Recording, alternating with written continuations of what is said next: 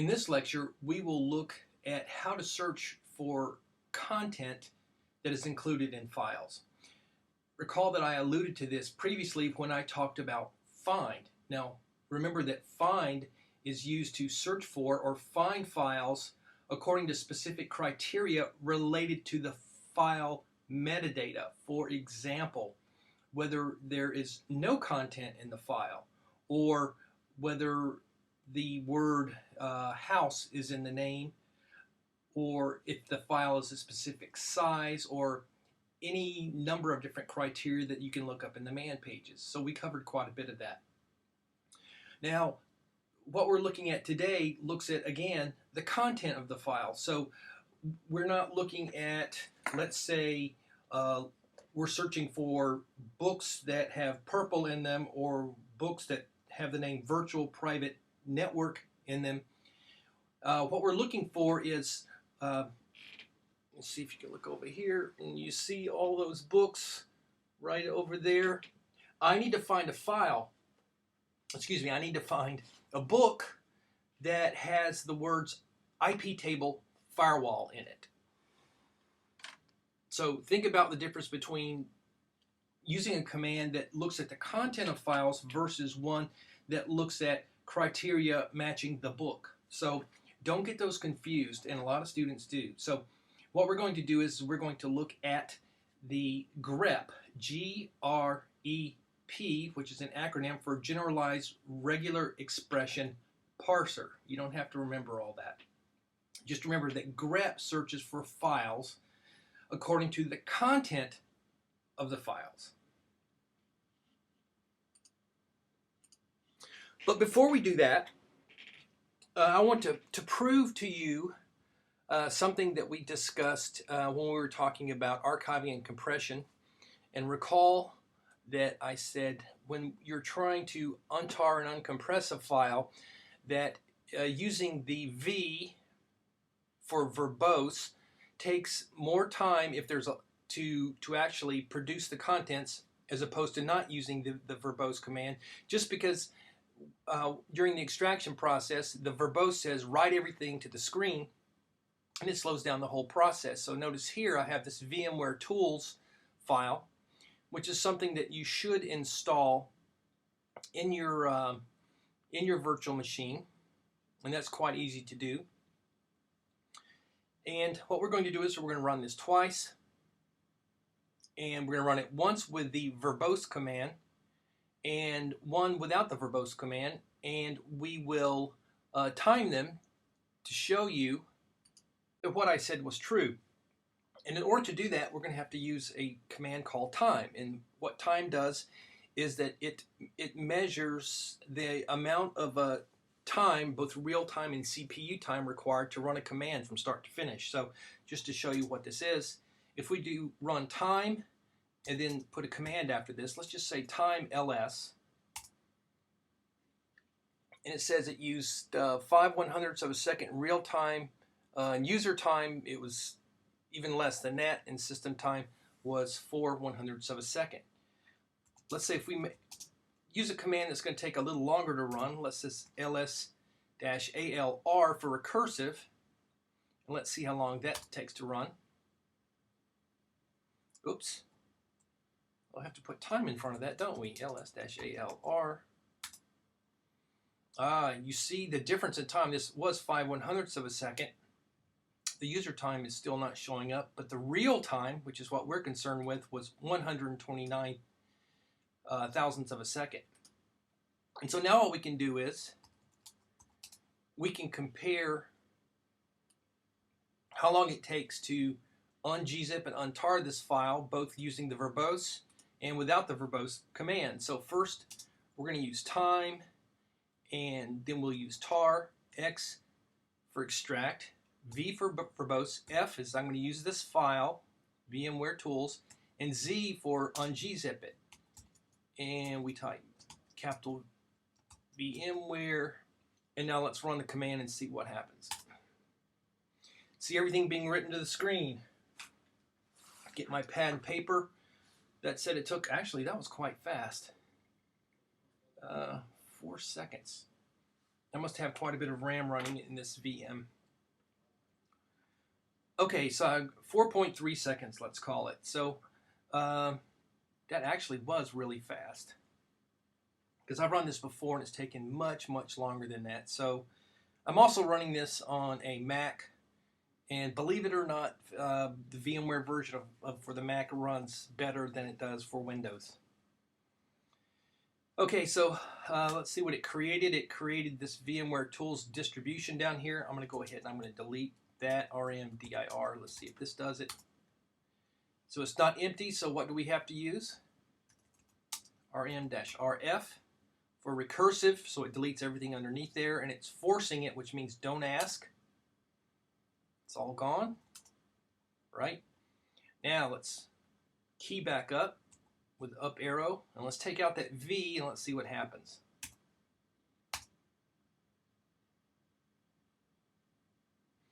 So 2.557.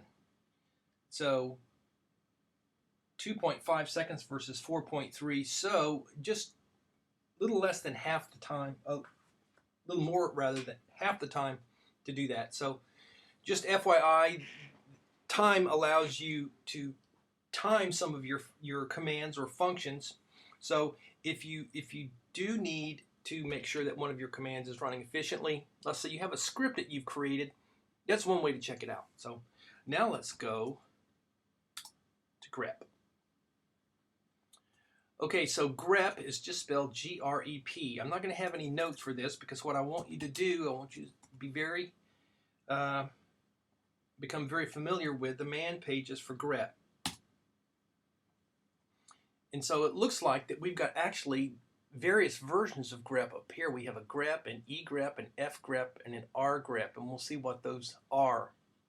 But we'll just start out with regular Grep. But notice in the description it says that Grep searches the named input files for lines containing a match to the given pattern. So we're looking inside the file's content, not the file name or the file size or the file's created date, but the contents. And then you have the variants right there of Grep. So we'll hit the J key and we'll scroll down a line at a time.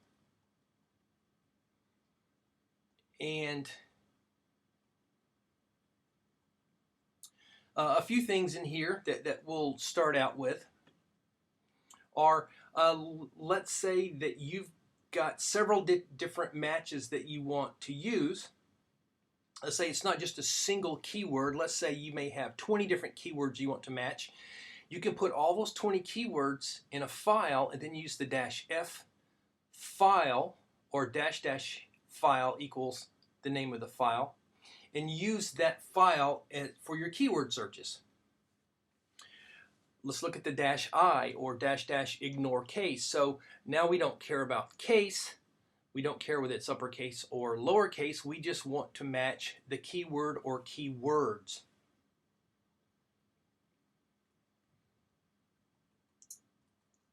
And we'll scroll down.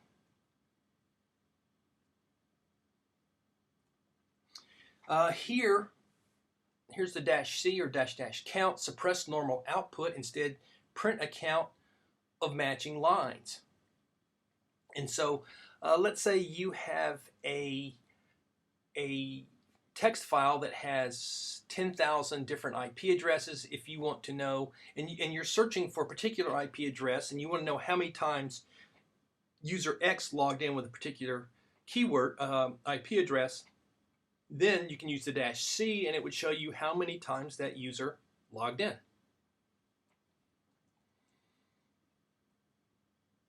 The -l, print the name of each input file from which output would normally have been printed. That is, it files with matches, so it shows you how many files match. Now you're not going to use all of these. You'll use some of these based upon the particular circumstances you're working with.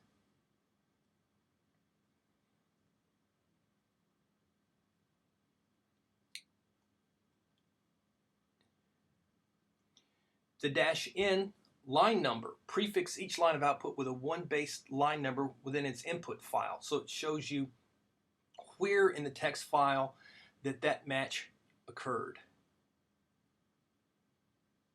You see, oh, there's so many different, we could spend, again, just like with find, we could spend a week or 2 weeks just using grep, but we're not going to do that. I'll show you how to use some of the more simple functions, and then if you need something else after that, you can go look it up yourself. Something else I find useful are the context line controls. Notice the dash capital A, dash capital B, and the dash capital C. So instead of printing a single line showing a match, this will give you some context. That is, it will show you, for example, with the A, the number of lines is indicated by the num argument here. After the match, the dash B is going to be the number of lines before the match, and even better is the dash C. Let's say you give it an argument of dash capital C and a 2, that would show you the 2 lines before the match and 2 lines after the match. So it gives you some context if you just don't want to see the particular line, but you can include any number in there so you can get some context as to where the line appears in your text.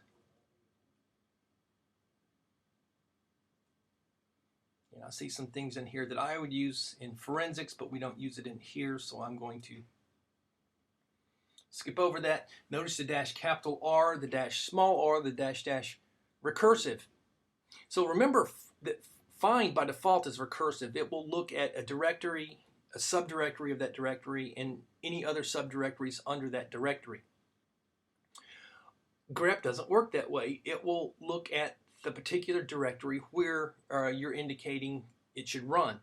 So if you want to look at all the directories and subdirectories, then you would use the dash R in order for grep to search all those subdirectories.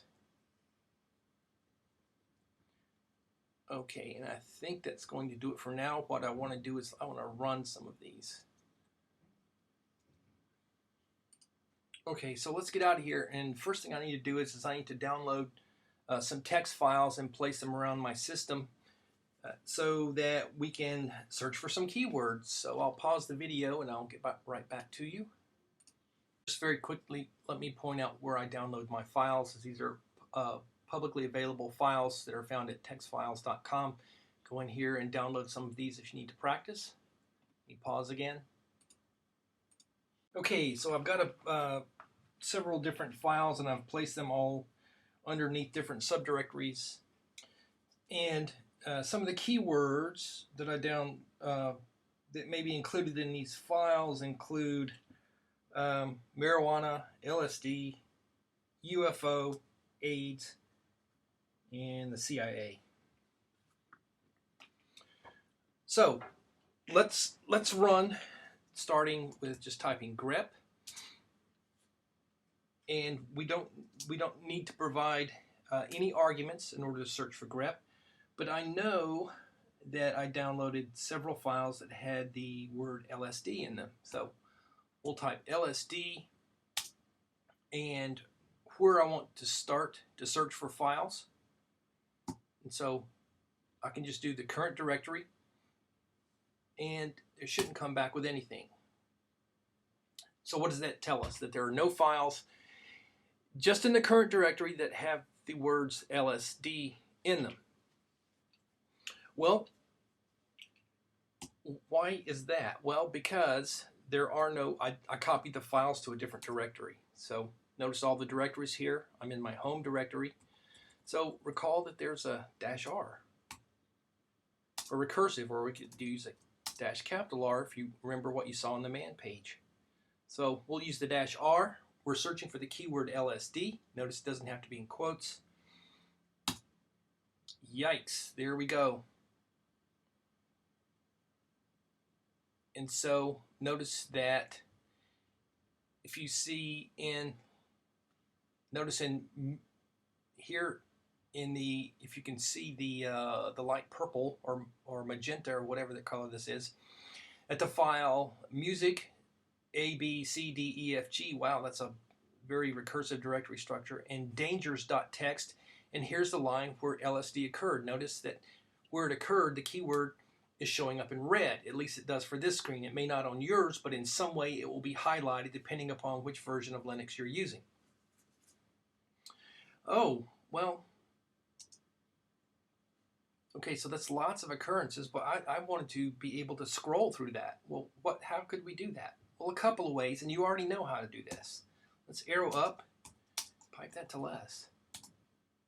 There we go. Now notice that the color coding doesn't show up when you're using less, but it does allow you to scroll. So notice that on the left-hand side, you see that in the first instance in videos, AIC CIA underscore info.txt, and then the matching line showing to the right. So you can see how that the CIA underscore info.txt has number of occurrences of the keyword LSD. And then we can just scroll down like this using the J key, or a page at a time using the space bar. So there's quite a few occurrences of the word LSD. Was it helpful? Well, it could be. What if I wanted to be able to refer back to that, or I wanted to email that to my boss or colleague? What would I do? So arrow up, get rid of that, redirect that to a file, right?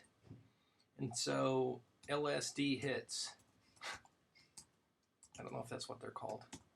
They are for searching, but I don't know if you call a hit of, I guess it is a hit of LSD. .txt, and gave us a warning here.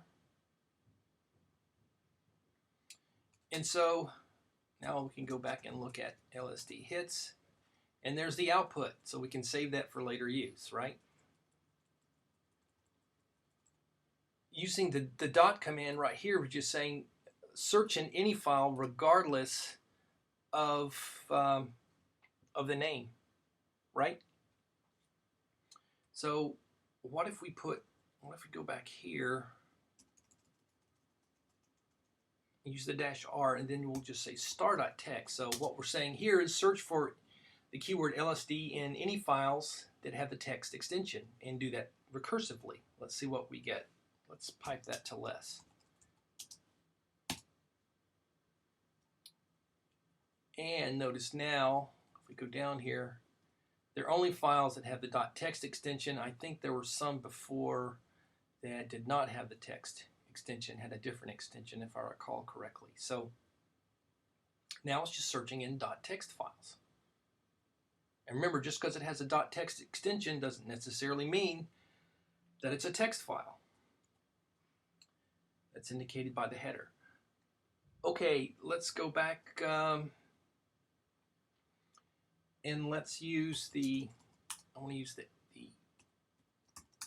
-H. Do you see how I did that? Let's go back at the top with just hitting GG. I want to search for the -H argument, and there it is with file name. So print the file name for each match, but it already did that previously, so we don't need that. So look down to -N or the -- line number. So we want to use the line number. Let's search for something different. So grep -R. Let's search for REAGAN. Reagan. Let's see if he shows up anywhere in here. Let's go back over here and hit the -N, because I want to know. I want to do a recursive search, and also I want to see the line numbers for each file. So he should show up somewhere. Okay, here's a few. So that's just a few searches in here. So it shows up in the ci_info.txt, and also in my Mozilla, my Firefox cache. So some of those will be the same, obviously.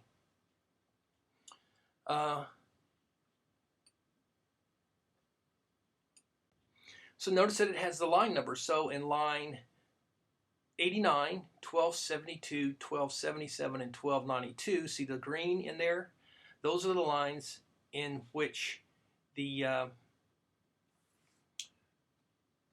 keyword Reagan was found in that CIA_info.txt file. Let's clear the screen. Let's go back to the man page, and let's go back to -N.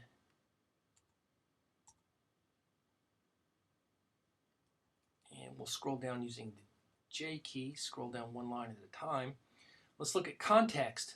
Context line control, so the dash A, the dash B, and the dash C. So let's see if we can add some context to these lines. Let's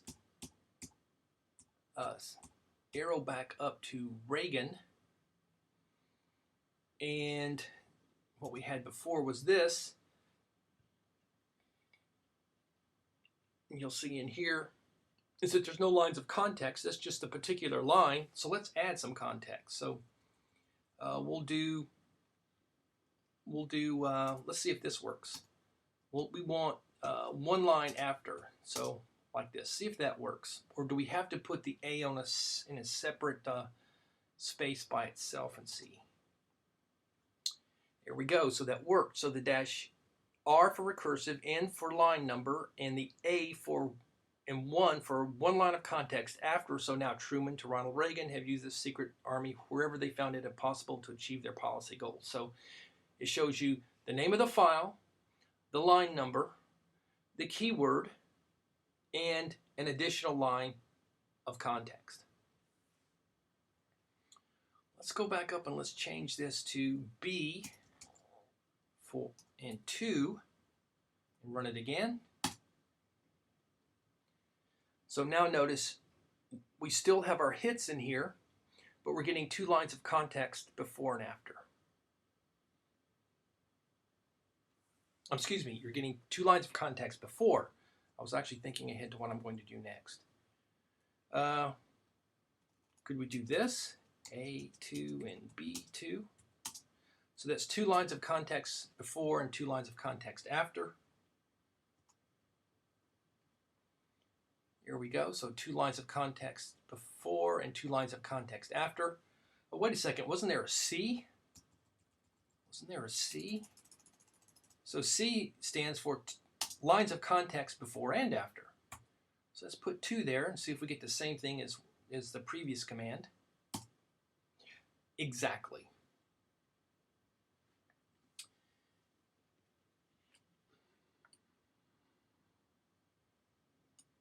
So let's look at using fgrep or grep with dash F and a file name in order to use a number of different keywords to find, and we're sticking all those keywords into a file. So let's create a file called keywords, and let me do this in nano keywords,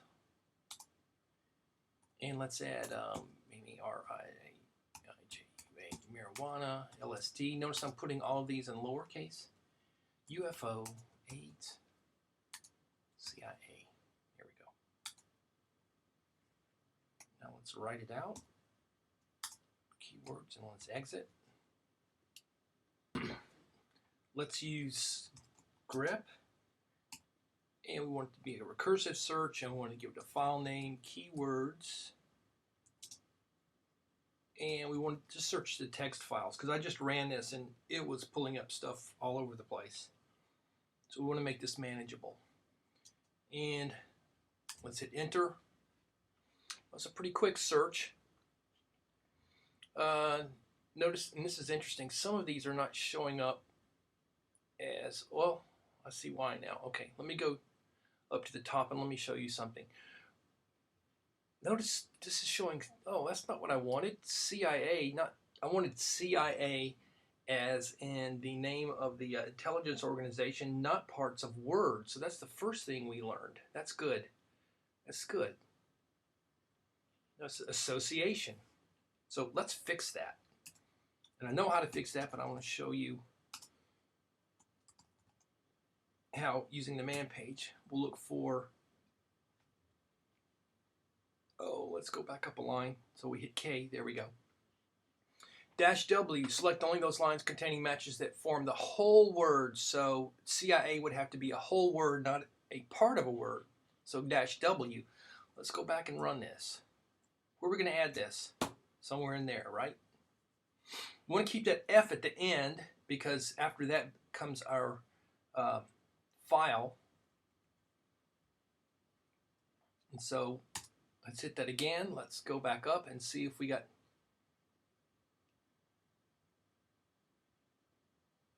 don't see specialist anymore. Notice there's a lot of hits for LSD.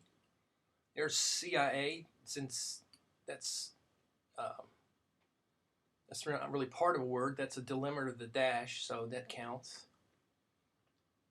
One thing we're not getting is where are,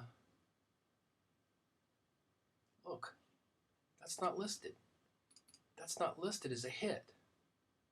It just so happens it brought back a hit, but that's not really a hit. You know why? Because it's not, let me show you something. Keywords. See, all those are in small case. Grep is case sensitive. So let's go back into the man pages and look for the word case.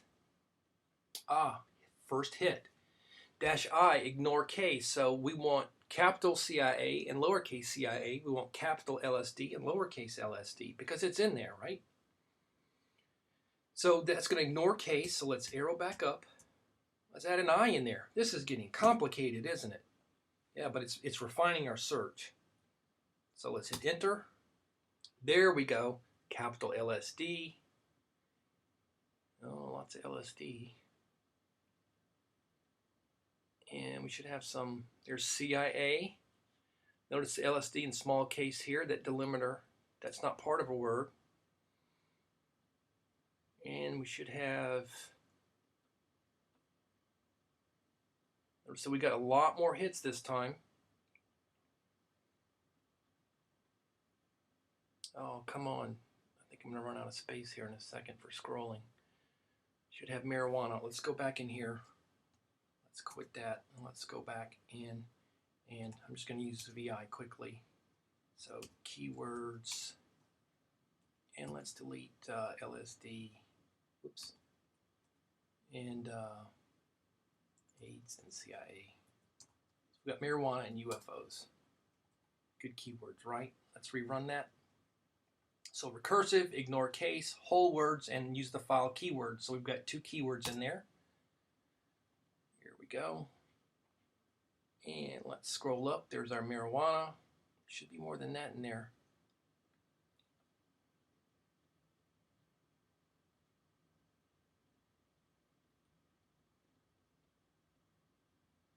Oh, we've got so many. The terminal only saves so many lines of history, and you can actually change that.